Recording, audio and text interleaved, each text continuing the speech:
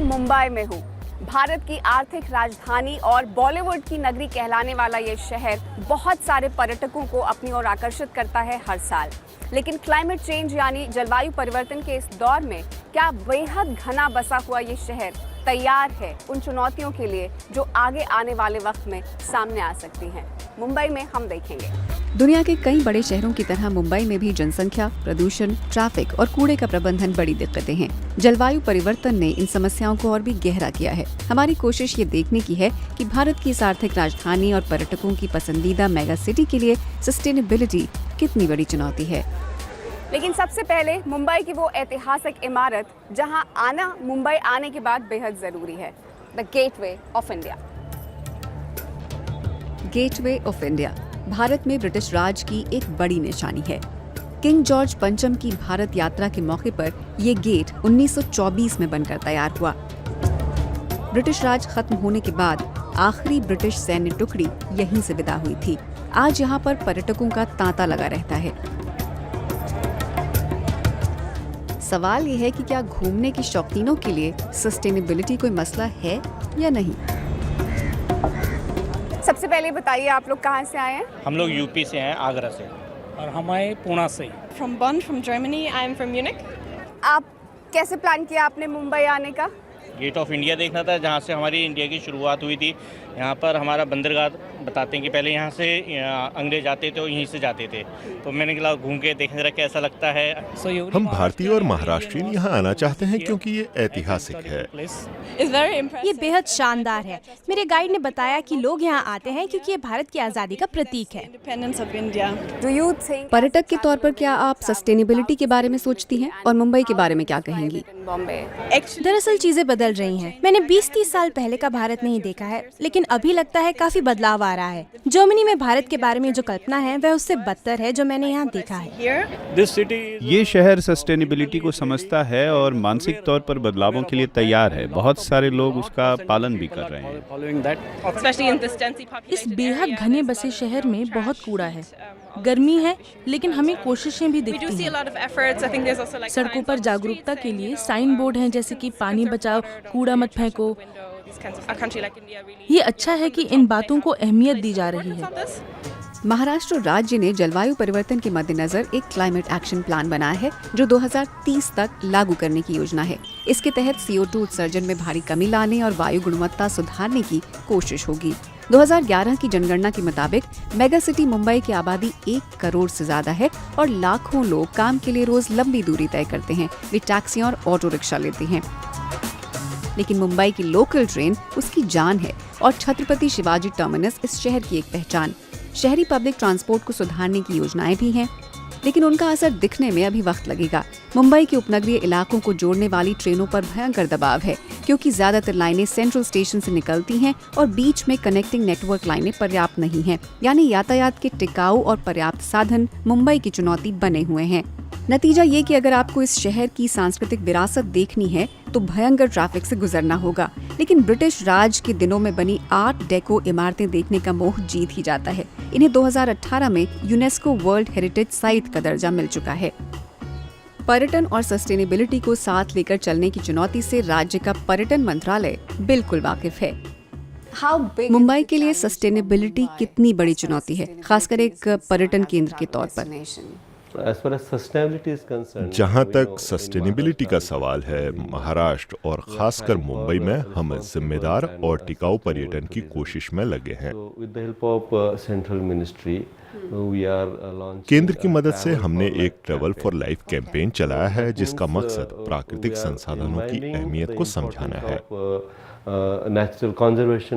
जैसे कि जब आप यात्रा करते हैं तो पानी कैसे बचाएं, बिजली कैसे बचाएं और कचरे को ठीक जगह पर कैसे डालें।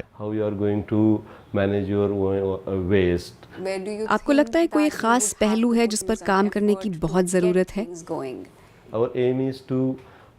हमें यहाँ यात्रियों के रुकने का वक्त बढ़ाना है ताकि वो ज्यादा दिन ठहरें और महाराष्ट्र व मुंबई को महसूस करें।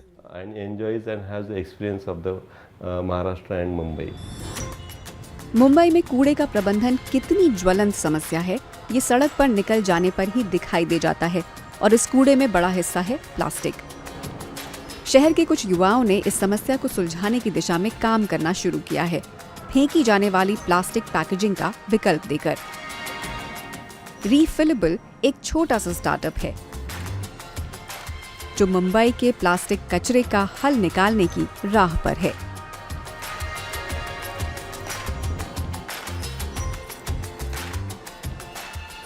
बताइए कि आइडिया आया कहां से? हमारी शुरुआत हुई 2018 में, जब महाराष्ट्र में सिंगल यूज प्लास्टिक का इस्तेमाल खत्म करने का आदेश आया। तब हम नए ग्रेजुएट की तरह दुनिया में कुछ कर दिखाने वाले बिजनेस के अवसर तलाश रहे थे। हमने और ज्यादा पढ़ना शुरू किया और पाया कि अगर प्लास्टिक पैकेजिंग को ही कई बार इस्तेमाल किया जाए तो नया उत्पादन कम हो सकता है, जिसका बड़ा असर पड़ेगा। और वहां से हमारी यात्रा शुरू हुई, क्योंकि लोग तो सामान चाहते हैं, पैकेजिंग नहीं। तो हम बिना पैकेजिंग के सिर्फ सामान ही क्यों न पहुंचा दें। चूंकि अब आप घरों से आगे बढ़कर व्यवसायों को डिलीवरी करते हैं, तो होटल उद्योग का कितना हिस्सा है? होटलों और रेस्तरां में जहां हम डिलीवर करते हैं, वहां सफाई के लिए लिक्विड का इस्तेमाल हर दिन होता है। होटल में शैम्पू है, साबुन है, और वो सब छोटी बोतलों में भरते हैं जो हर दिन फेंकी जाती है। तो हम क्या करते हैं कि उनकी मासिक जरूरत पता करते हैं और उसके हिसाब से अपनी बड़ी और दोबारा इस्तेमाल होने वाली पैकेजिंग में भर के माल पहुंचाते हैं। यानी उन्हीं बोतलों को कई बार भरते हैं और इस तरह नए उत्पादन में कमी आती है। भारत में सबसे ज्यादा आबादी वाले मुंबई मेगा सिटी में लोग शांति की तलाश में जाते हैं समंदर के पास। अरब सागर के किनारे बसे इस शहर में कई बीच हैं जो बहुत खूबसूरत हैं। लेकिन मुंबई के फेफड़े कहलाने का हक तो संजय गांधी राष्ट्रीय पार्क को ही है। 1974 में बने इस विशाल पार्क को पैदल पार करना है तो कई दिन लग जाएंगे। संजय गांधी नेशनल पार्क सिर्फ मुंबई में ही नहीं, पूरे भारत में एक अनोखा शहरी पार्क है। ये वो जगह है जो मुंबई की प्राकृतिक धरोहर को सहेज कर रख रही है। ये पार्क वाकई में मुंबई की सेहत और प्राकृतिक विविधता का रखवाला है। ये समझने के लिए यहाँ आकर चहलकदमी करना बहुत जरूरी है। आमतौर पर बंदरों से आपका सामना होगा। यहाँ तेंदुए भी हैं, लेकिन वो शाम तक बाहर नहीं निकलते। हमने मुलाकात की इस पार्क के एजुकेशन ऑफिसर शुभम हाडकर से। नेशनल पार्क पूरे इंडिया में फेमस है यहाँ के लेपर्ड पॉपुलेशन के लिए। 104 स्क्वायर किलोमीटर के एरिया में 50+ लेपर्ड्स रहते हैं यहाँ पे। एंड यही इंटरैक्शन पूरे वर्ल्ड में फेमस है, क्योंकि इतने सारे लेपर्ड्स रहने के बाद भी यहाँ पे बहुत कम अटैक्स एंड बहुत कम डेथ्स हुए पास्ट फ्यू ईयर्स में। सो उसमें हमारे नेशनल पार्क की जो रेस्क्यू टीम है, देन नेशनल पार्क के कुछ डिफरेंट बॉडीज़ है, वो भी बहुत ज़्यादा काम करते हैं अवेयरनेस क्रिएट करने के लिए। जैसे कि मुंबईकर्स फॉर एसजीएनपी है, ये ग्रुप है, बहुत ज़्यादा वर्क कर रहा है। ये अलग अलग ग्रुप से ये प्रोटेक्शन का एंड कंजर्वेशन का काम किया जाता है। उस वजह से हमारे यहाँ के एनिमल्स धीरे धीरे कंजर्व हो रहे हैं। पहली चीज़ ये है कि ये अनोखा पार्क है अपने आप में, न सिर्फ मुंबई में बल्कि पूरे भारत के लिए। तो इसकी जो इम्पोर्टेंस है, सिग्निफिकेंस है, वो ज़रा बताएं हमें कि क्या है। स्पेशलिटी ऐसी है कि ये पूरे मुंबई का करीब 20% है। एंड यही एरिया पूरे मुंबई को एक तरह से प्यूरिफाई करता है, फ्रेश ऑक्सीजन देता है। जो हमारा सबसे ज़्यादा ग्रीन कवर है वो यहाँ पे फॉरेस्ट एरिया के बीचों बीच है। एक कॉन्सेप्ट है अर्बन हीट आइलैंड इफ़ेक्ट। सो हर एक पर्टिकुलर मेजर सिटी का अर्बन हीट आइलैंड इफ़ेक्ट का एक ये रहता है, क्वांटिटी रहती है, वो हम लोग निकालते। तो उसमें नेशनल पार्क के बीचों बीच संजय गांधी रहने की वजह से हमारे यहाँ का जो ओवरऑल टेम्परेचर है सिटी एरिया का, वो बहुत रिड्यूस हो जाता है। कुछ मीडिया रिपोर्टों के मुताबिक इस पार्क के नीचे से एक सुरंग गुजरने वाली है, जिसके चलते पेड़ काटे जाएंगे। लेकिन मुंबई में समस्याओं से आगे निकलने की कोशिशों के कई रूप हैं, जैसे धारावी। एशिया की सबसे बड़ी झुग्गी बस्ती है, लेकिन बात सस्टेनेबिलिटी की हो तो इस बस्ती का कमर्शियल हिस्सा समस्या और समाधान दोनों की झलक देता है। यहाँ मुंबई में रिसाइकलिंग का गढ़ है। यहाँ कचरा अलग करके साफ किया जाता है, जैसे प्लास्टिक को छोटे छोटे टुकड़ों में काटा जाता है। लेकिन ये काम करने वाले ज्यादातर मजदूर प्रवासी हैं और खराब परिस्थितियों में काम करने को मजबूर।